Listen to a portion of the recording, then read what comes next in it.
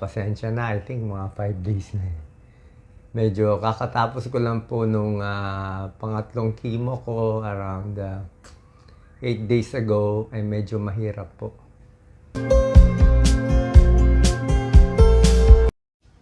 Okay, we're live. Kamusta po kayo lahat? Doc Willie, Doc Lisa, medyo matagal na huling update ko.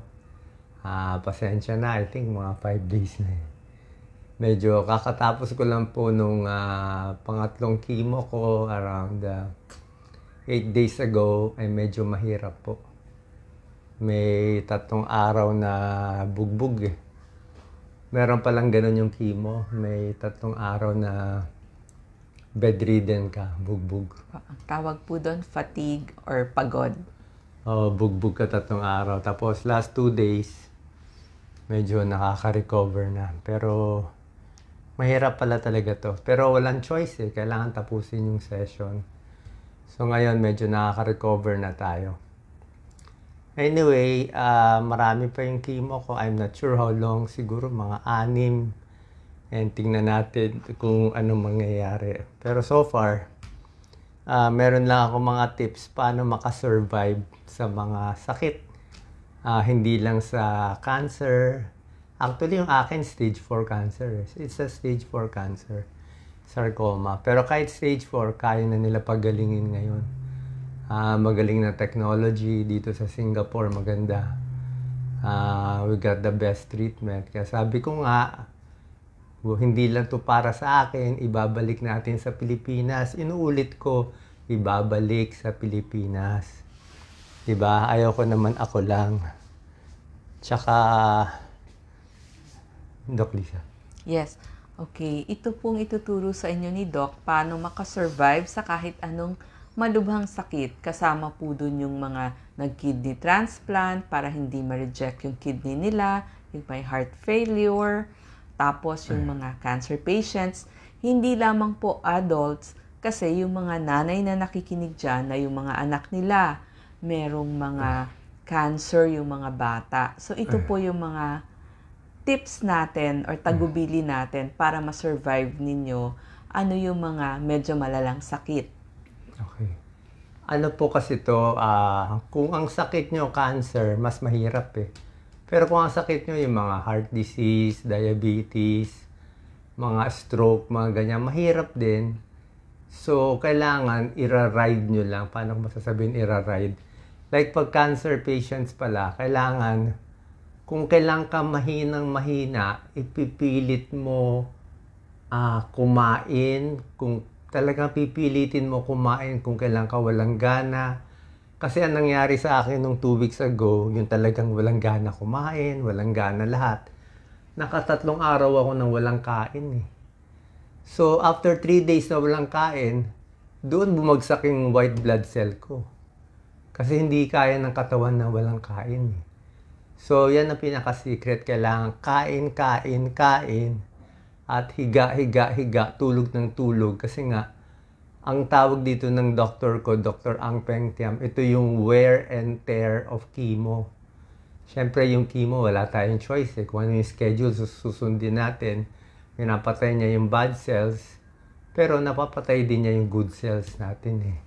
Kaya nga yung mga good cells napapatay din niya. Doc Lisa. Yes.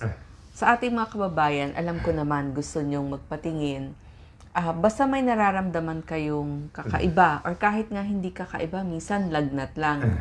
O yung mga, di ba meron na kaming tinuro ni Doc Willie, yung 9 signs, 10 signs na senyales na baka meron kang cancer. So panoorin niyo po yun. At yung simpleng panghihina at yung mga iba pang sinabi namin or just lagnat lang, magpatingin po tayo sa doktor. Ngayon, kung na-diagnose na tayo na may sakit tayong cancer, alam ko gusto niyo namang magpagamot. Saan kayo pupuntang mga ospital?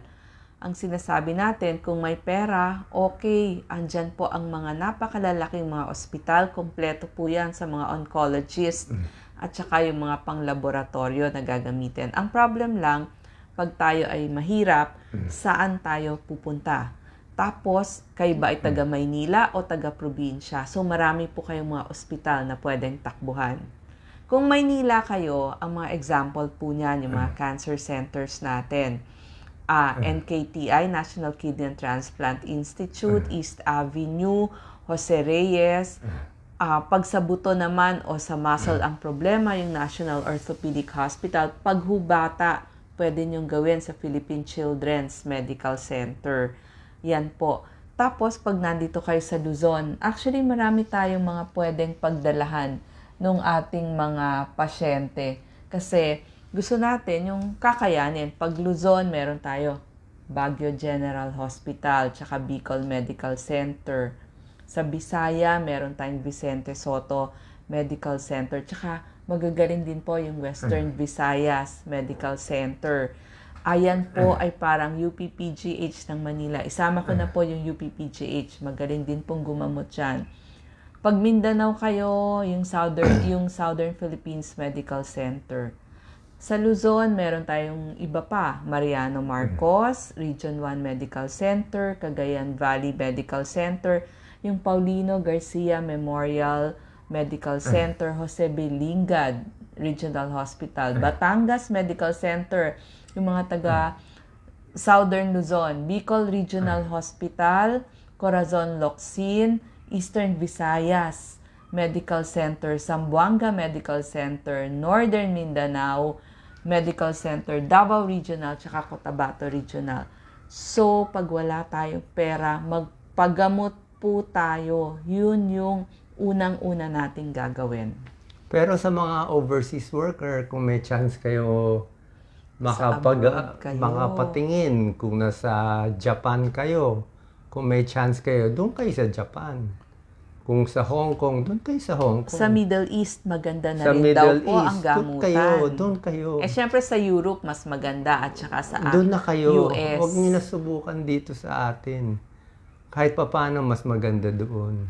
Mas may chance tayo doon mabuhay. Kasi nandun na yung opportunity niya. Marami nagtatanong kumusta daw ako. Okay naman. Mukhang tumataba na ba ako? So, pinipilit ko kumain talaga. Tsaka kailangan may goal.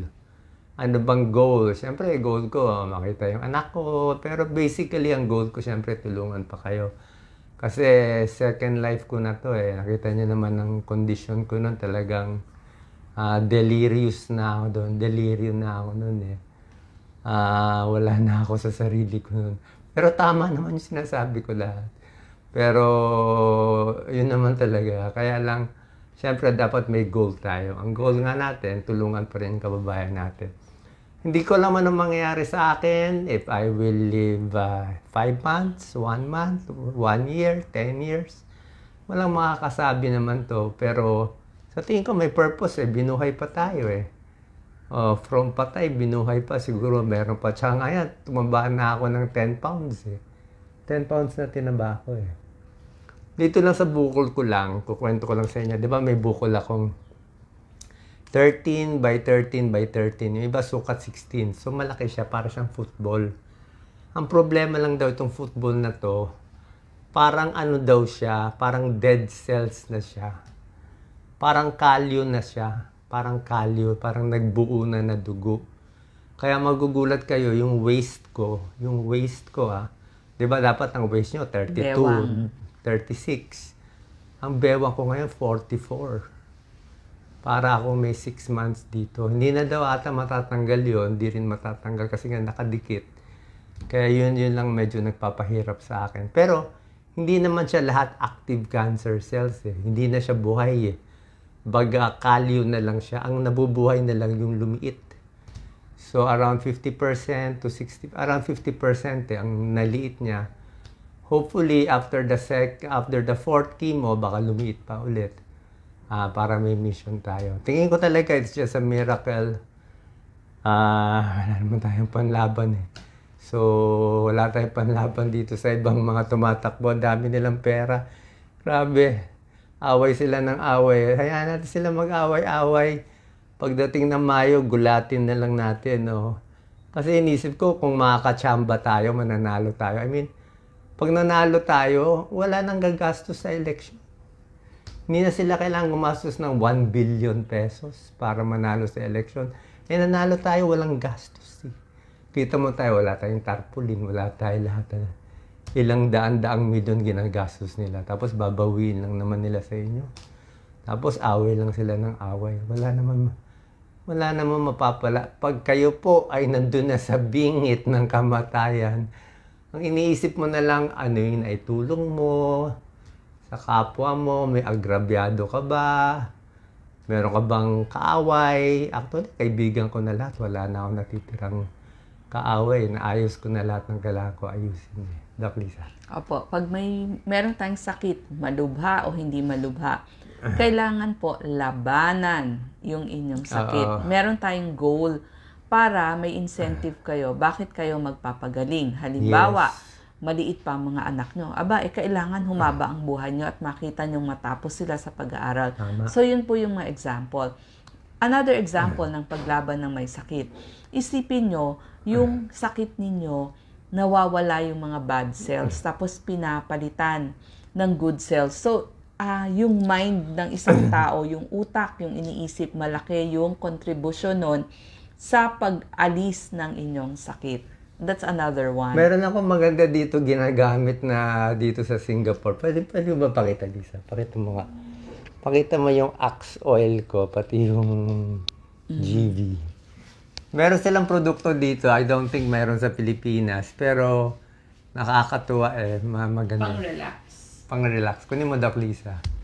So, meron sila dito, sikat dito sa Singapore na magandang lotion. Ewan ko, wala naman sa atin to. Tsaka meron sila special oil. Yan. Favorite ko to eh. Wala to sa Pilipinas. Pero sa kanila, sikat to. Ano ang pangalan nito? Axe. Ito, Axe brand. Yung ano. Basta nasa Singapore Tagalog, kayo, lahat ng 7-Eleven meron nito. Alam ko, meron nagloloko nito. Sasabihin, bulok daw. Kaya mo sila. Ito pamparelax ko eh. may drawing siyang palakol kasi axe eh.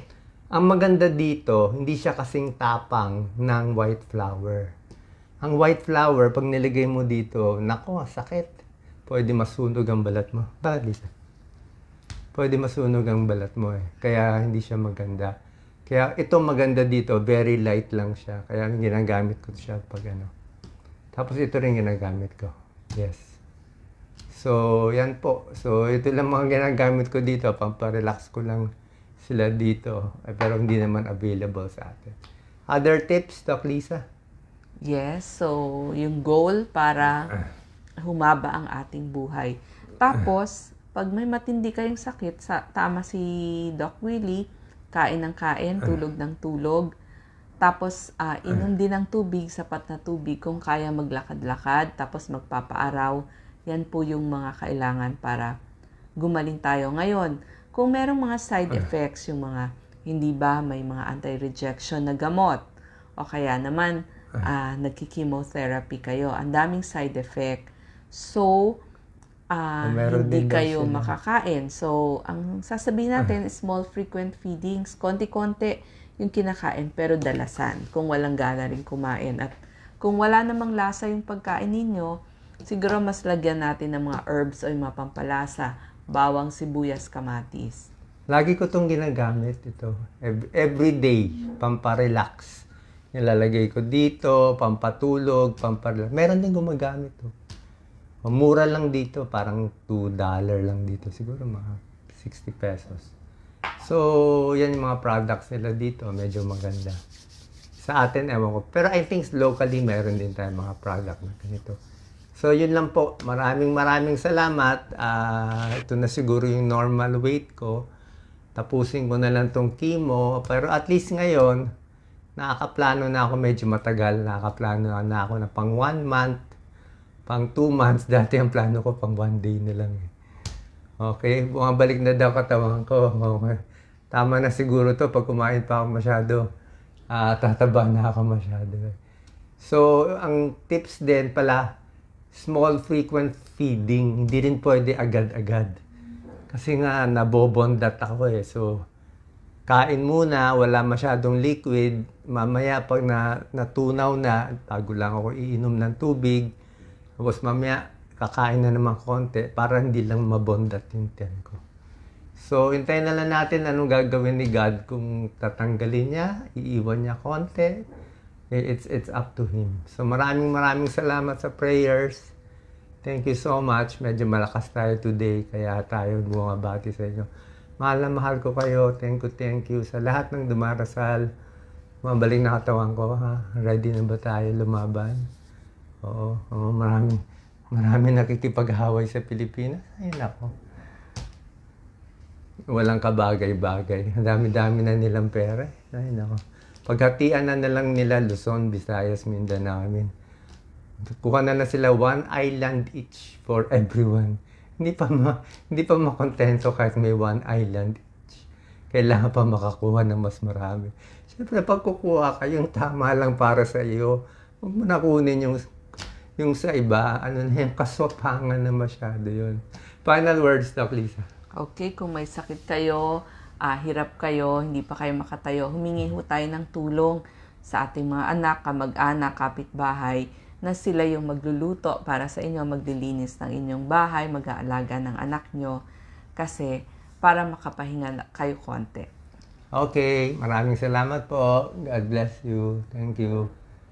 Yan, ayusin natin muna. Finish.